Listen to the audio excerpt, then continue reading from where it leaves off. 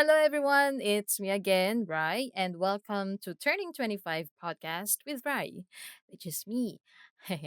So, ngayon, kumusta? Ano na nangyayari sa buhay nyo? Well, in my part, medyo maraming challenges talaga, but carry lang. Gusto ko pa rin magpatuloy sa buhay. At, you know, mahirap na walang ginagawa. At mahirap na walang plano sa buhay. So, push lang. So, sana ganun din kayo sa ginagawa nyo. Push lang, laban lang. Kahit na anong pinagdadaanan nyo. Carry. Kaya nyo yan. For this episode, this is, this is personal to me because it's all about my faith and forgiveness at kay God.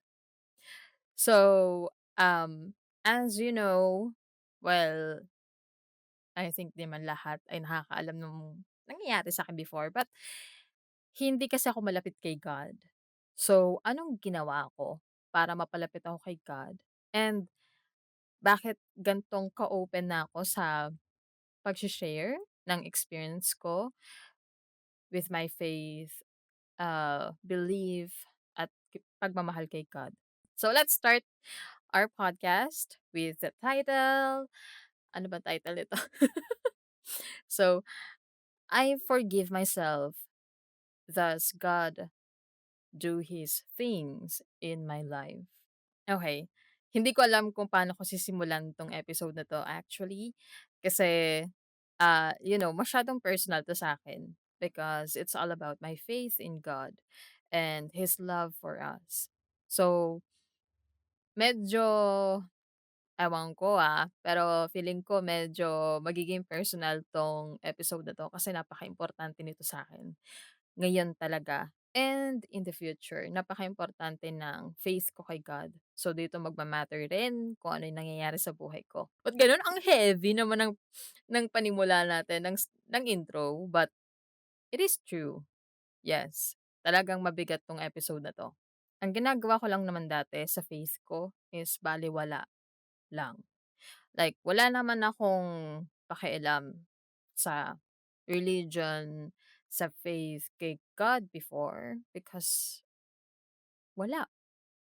Like, hindi naman importante sa akin yung ginagawa ni God sa buhay ng bawat tao or yung pagmamahal niya sa mundo. Like, it's kinda normal for me na may kinikilalang God yung iba.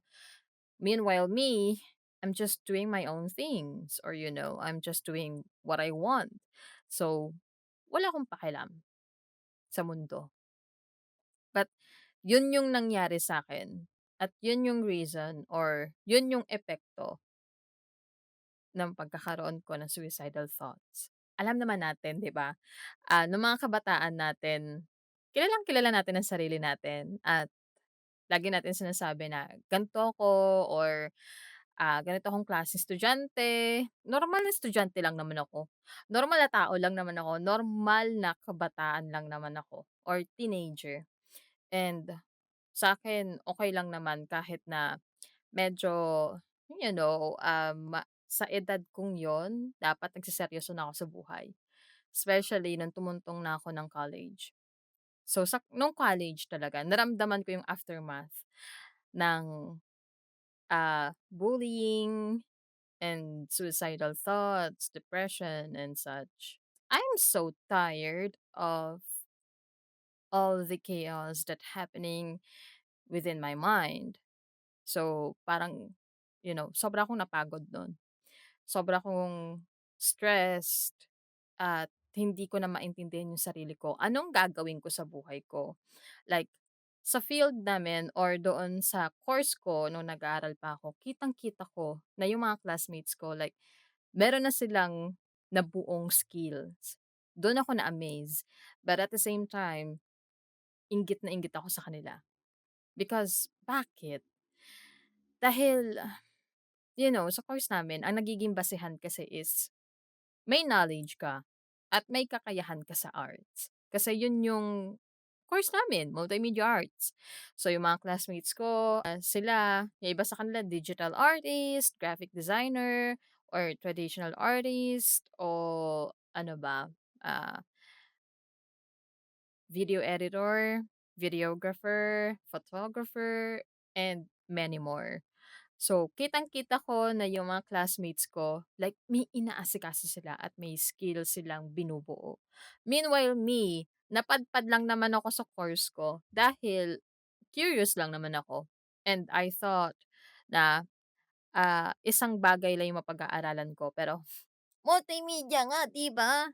Ayun. So, nagpatong-patong yung thoughts ko nun. Nagpatong-patong yung bigat at hinaing ng puso ko nun. Kasi litong-lito na ako sa buhay ko. Hindi ko na alam ang gagawin ko. At alam kong nagkakamali ako at gumagawa ko ng kasalanan. Hindi ko lang matanggap sa sarili ko.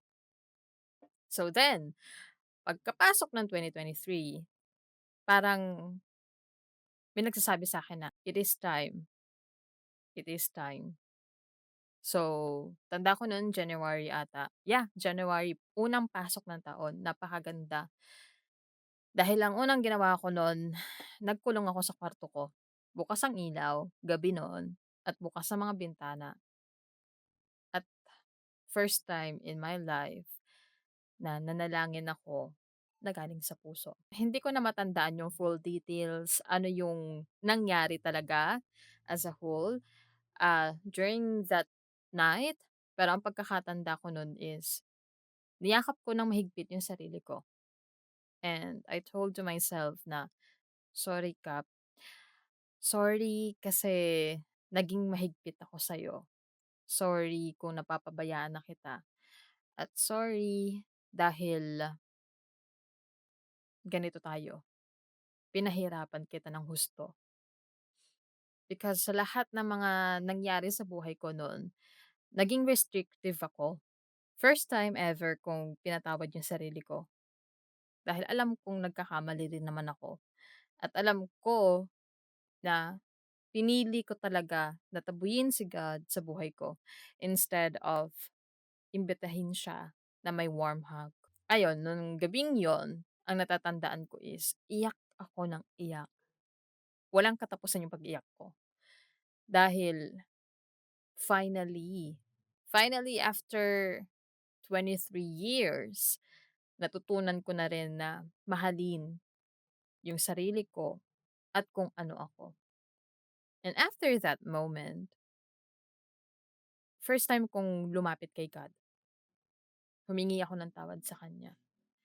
Sa lahat ng ginawa ko, sa lahat ng kasalanang ginagawa ko, at sa lahat ng pagkukulang ko sa Kanya. Kasi hindi ko alam, hindi ko alam at hindi ko siya kilala.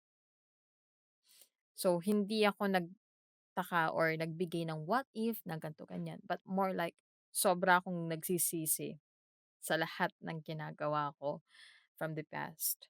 Nung time na yon, sinasabi ko ang masasabi ko napakagaan ng pakiramdam ko. Like, after ng mga ganap na yon, naramdaman ko talaga na biglang na-lift up yung bigat na matagal ko nang dinadamdam sa sarili ko sa mahabang panahon. Like, dun din yung time na damang-dama ko na, okey, tao din pala ako at you know, hindi lang yon na hindi ko man tinanggap si God noon, pero pinaramdam niya sa akin na anak niya pa rin ako at tinatanggap niya pa rin ako kahit na ano yung pagkakamaling nagawa ko noon at kung ano ako. Wala na ako gaanong matandaan na descriptive or sobrang detailed. Basta ang natatandaan ko lang noon is wala katapusan na pag-iyak o iyakan and, ah, niyakap ko ng mahigpit yung sarili ko kasi alam kong ako lang ang makakatulong sa sarili ko at si God ang maglilid sa akin. So, nung time na yun, ramdam na ramdam ko yung init, like parang yun yung nawala sa sarili ko noon na kasi nga, you know, pinili ko kasi na maglagay ng barrier sa sarili ko, sa mga taong malapit sa'kin kaya hindi nila ako gaanong maramdaman, sabihin natin gano'n, parang metaphor or invincible ako. minsan. But after ng gabing yon, pagkagising ko kinabukasan, I felt so much better. Like, nararamdaman ko sa sarili ko na nakakahinga na ako ng maluwag. Nararamdaman ko sa sarili ko na tanggap ko na kung ano ang ginawa ko, ano yung mga pagkakamali ko, at ano ang nangyayari sa paligid ko.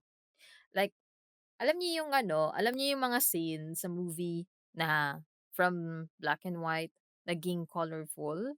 So, ganun yung nakita ko sa mundo nun after kong patawarin yung sarili ko at papasukin si God sa buhay ko nung gabing yon, biglang nagkakulay yung mundo ko. Parang gano'n. Pero yeah, it is true na doon lang nalinawan yung mga mata ko. Like metaphorically or, you know, it's a figure of speech. But eh, yun yung madi-describe ko after kong patawarin yung sarili ko at kilalanin si God sa buhay ko. What happened next after nung gabing yon? Hindi ko naman kasi in-expect yung mga plano ni God sa akin. Like, feeling ko matagal niya akong hinihintay pagbuksan siya ng pinto. Matagal niya na akong hinihintay na yakapin at tanggapin sa buhay ko. Matagal niya na akong hinihintay at nakadepende na lang sa akin paano ko o kung kailan ko siya pagbubuksan ng pinto sa buhay ko. Like, sorry po Panginoon ko kasi ilang beses niyang sinubukan. Ilang beses niyong sinubukan na pumasok sa buhay ko pero lagi ko kayong pinagsasarahan ng pinto. Like ngayon ko lang nakikita sa sarili ko na, okay, ilang chances yung ginrab niya sa akin. Not totally nag-grab na ano, but more like ilang chances yung tinake niya para makausap ako o kausapin ako. But I decided to shut my doors and windows kasi ayaw ko siyang kilalanin. Napaka-ano ko nun, napaka-arrogant, sabihin ko yun ang masasabi ko. Although hindi ako nakikita ng iba pero, sa kaloob-looban ko napakayabang ko. Kasi akala ko alam ko na yung mangyayari bukas, pero hindi pala. Akala ko nun na ako yung pinakamagaling but no, it's not. Hindi talaga ako yung pinakamagaling. And akala ko mas maganda yung lahat ng ginagawa ko sa pagsusulat o yung ginagawa ko sa buhay. Ako yung pinakamatalino, ganto ganyan. Napakataas ang tingin ko sa sarili ko, pero hindi naman pala. After ko ma-meet after ko ma-meet si God or after mangyari yung gabing yun, like dun ako nabuhayan na, hala, ang taas pala ng tingin ko sa sarili ko. Ganto pala yung tingin ko noon sa sarili ko. Ganto pala yung tingin ko sa lahat ng ginagawa ko kahit na mga palpak naman talaga. So, talagang hinambol niya rin ako 'no. Hinambol din ako ni God sa lahat ng mga pagkakamali or sa lahat ng mga bagay na ginawa ko. Dahil patunay yon na once na pumasok si God, once na sumama ka kay God, mag-iiba yung direksyon ng buhay mo. Katulad ng naranasan ko. Kasi uncertain ako, eh. Hindi ko alam sa sarili ko anong mangyayari sa akin mamaya o bukas o ano yung kinabukasan ko. Ano yung, mangyayari sa akin after 5 years, 10 years, a decade, or 100 years, gano'n. Ano mangyayari sa akin bukas, mamaya. So, wala akong alam and only God knows what will happen to me sa mga susunod na araw o mamaya. Nung araw na yon, nung gabing yon, and after mangyari yon, parang dun niya na ako agad, you know, ang ginawa ni God sa nakikita ko is dahan-dahan niyang pinapasok sa buhay ko yung gusto niyang, ah, yung path na gusto niyang ibigay sa akin noon pa. So, hindi ko pa siya napapansin before kasi sa akin naman is wala lang, parang kumbaga, okay kasi curious ako paano ko aayusin yung boses ko. So, nung time na yon, naghanap ako ng iba't ibang ways kasi desperada akong magbasa ng El Filibusterismo ng maayos. So, parang sinaktuhan ni God na, "Okay, sige yan pala yan, oh. So, nagsisimula ka na. So, what if tuloy natin?" So, unexpectedly, dahil lang sa curiosity kong yon na basahin ng maayos at klaro ang unang kabanata ng El Filibusterismo, unti-unti na niyang pinasok sa buhay ko ang ways ng voice acting. Parang hindi siya kapani-paniwala but totoo, gano'n 'yung nangyari sa'kin. Kasi tulad nga ng sinabi ko dati or tulad ng sinabi ko nung kailan ba, last episode or nung first episode na wala naman talaga akong pakialam sa voice acting. Pero kaya lang naman ako nakapasok sa voice acting, it is because of God. Kumbaga siya 'yung nag-lead sa'kin at nag-direct na, "Eto 'yung path na gusto ko sa'yo noon pa." So, dahan-dahan at nabigla ako nun, eh. After talaga nung gabing yun, as in, oh my gosh, nakaplano na pala yung lahat. Nakaplano na pala yung lahat ng gusto niyang gawin sa'kin. So, sinabayan ko lang and nandito na ako sa path or sa career na 'to. So, siyempre kasi nga utay-utay, eh, dahan-dahan niya na, pinapakita sa'kin kung saan niya ako gustong ilagay o kung ano yung kalulugaran ko. So, diyan na ako nakapasok ng mga workshops, marami na akong na-meet na mga voice actors, mga directors, mga veterans sa voice acting or sa dubbing sa Pilipinas. At marami rin akong na-meet na mga taong katulad ko or aspirant na katulad ko na gustong makapasok sa industriya.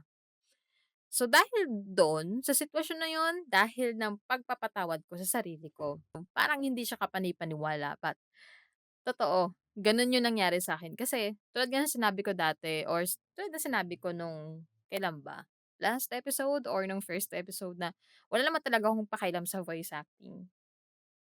Pero kaya lang naman ako nakapasok sa voice acting, it is because of God. Kumbaga siya 'yung nag-lead sa'kin at nag-direct na, "Eto 'yung path na gusto ko sa'yo noon pa." So, dahan-dahan at nabigla ako nun, eh. After talaga nung gabing yun, as in, oh my gosh, nakaplano na pala yung lahat.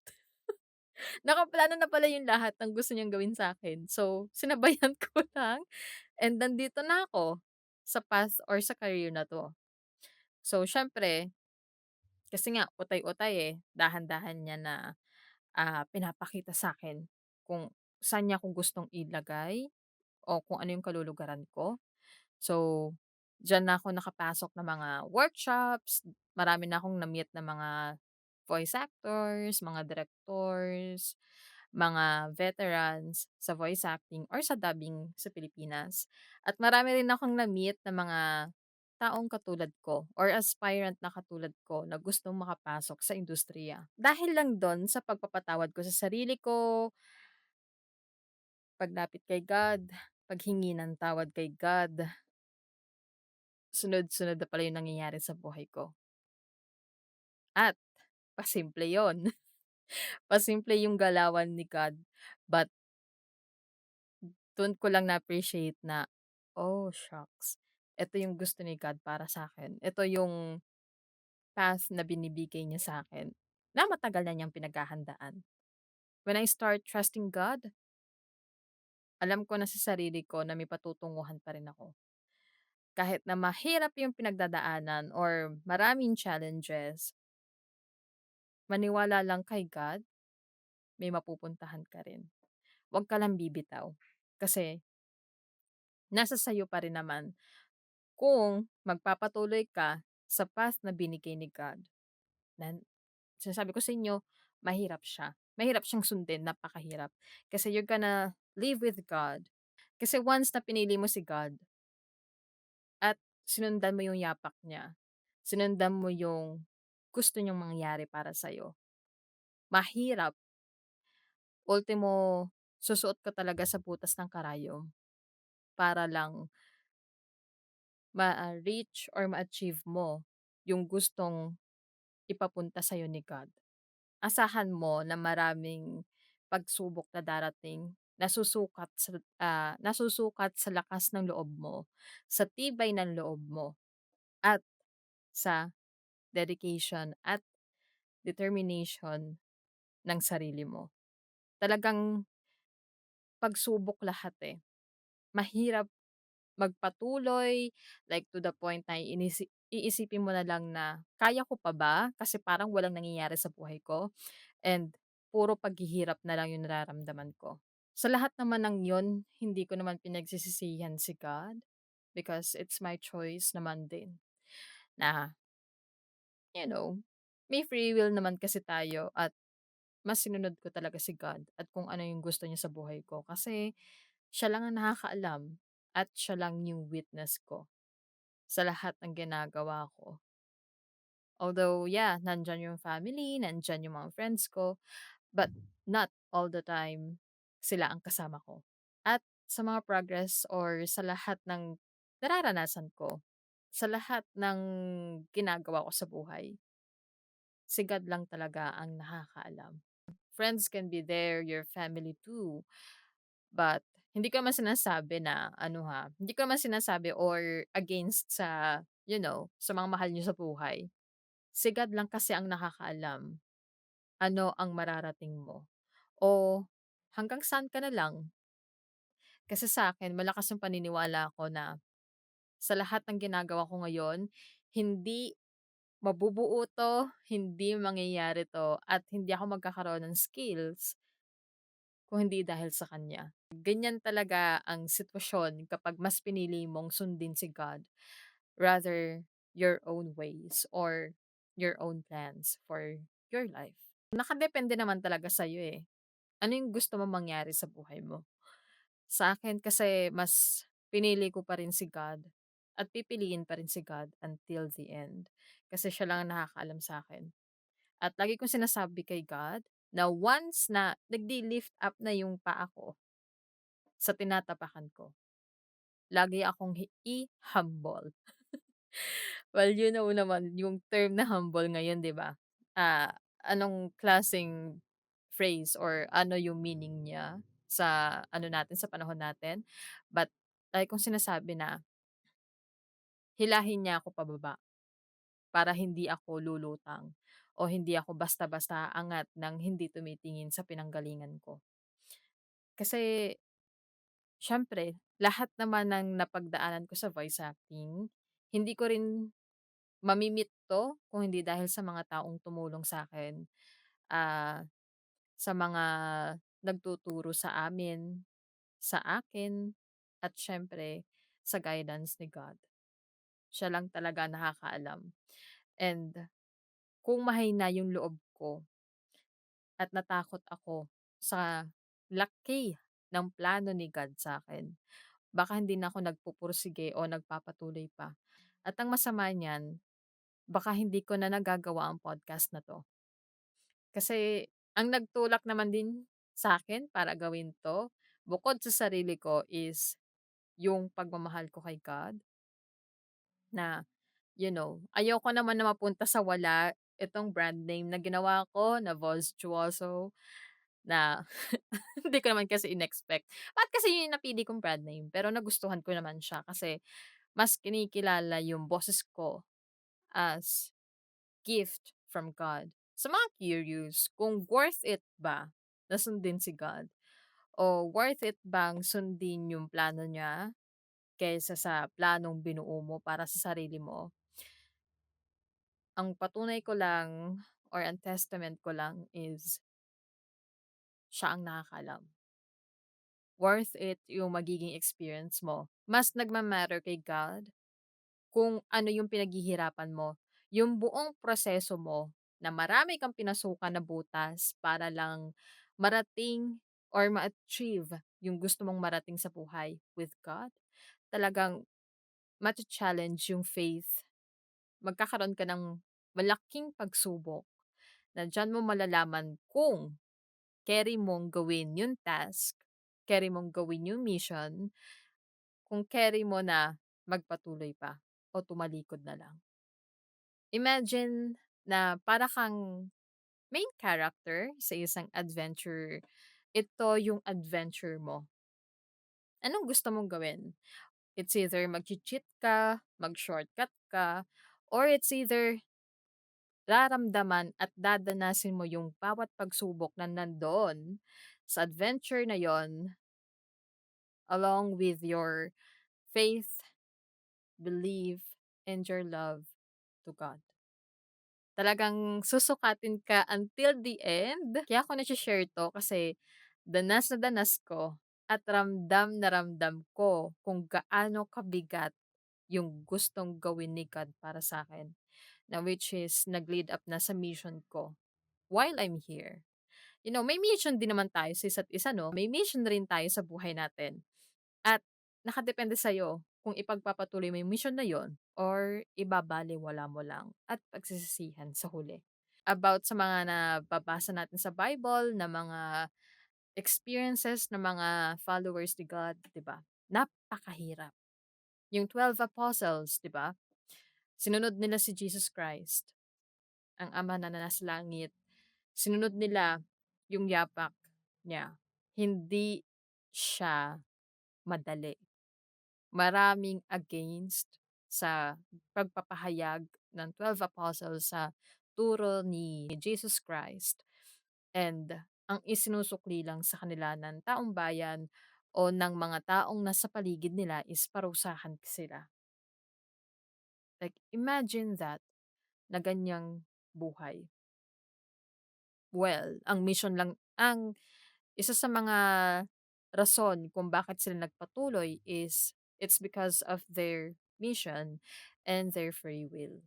Pinili talaga nila na maging ganon despite sa mga sasabihin at gagawin sa kanila ng nasa paligid nila. Like, ide-dedicate mo yung buhay mo kay God eh. Ide-dedicate mo yung lahat ng pinaghirapan mo kay God. Kasi siya yung nagli-lead. Kumbaga, siya yung nandun sa helm ng barko. Siya yung nag-aano sa ano, nagpapaikot-ikot nung manibela. Kasi alam niya kung ano yung pupuntahan mo. Maraming sacrifice, maraming wild decisions kang gagawin kapag sinunod mo si God. Dahil, kung gusto mo lang ng katotohanan sa buhay mo at gusto mong magpatuloy at may mission ka na gusto mong tuparin at gawin, it will be fulfilling kasi sinunod mo yung mission mo na gusto mo at gusto ni God. It will never be easy. Mahirap talaga. Ang dami mong gagawin at may kipagsapalaran ka talaga sa tunay na mundo. Kasi ganyan talaga kapag pinili mo si God. Ang daming against sa'yo, sa gusto mo, sa mission mo, sa goals mo sa buhay. Maraming magagalit sa'yo, may iinggit, sisiraan ka, at marami rin na hindi maniniwala sa ginagawa mo. Pero may mga iba na nakakakilala sa'yo, na susuportahan ka. Hindi man nila nakita behind the scene kung ano yung hirap at sakripisyong ginagawa mo. Pero susuportahan ka pa rin nila kahit na anong mangyari. Kaya yung mga friends nyo na malapit kay God, i-treasure nyo sila kasi mga mga ano natin sila, mga guardian angels natin sila. Like, may mga friends ako na talagang malapit kay God, hindi lang dahil sa religion na sinusunod nila, but more like their heart for God, for Jesus Christ. Talagang dinededicate nila yung buhay nila para kay God, para kay Jesus. So, yung mga ganun type ng tao, like, ang hirap nilang mahanap ngayon sa totoong mundo. Kaya yung mga ganyan na friends nyo, i-keep nyo sila. Talagang, well, tuturuan ka nila talaga ano yung tamang ways or, mag-share din kayo ng about sa experiences nyo sa life nyo and also sa faith nyo. And marami kayong matututunan sa kanila.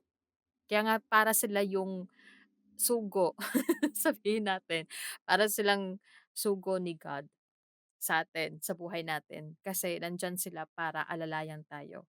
And even our relatives na talagang malapit kay God o minamahal ng tunay si God, yung family natin, pahalagahan natin sila. Kasi yung mga ganyang klaseng tao, mahirap na silang mahanap ngayon. At yung mga nagpapakatotoo, talagang mahirap na silang hanapin.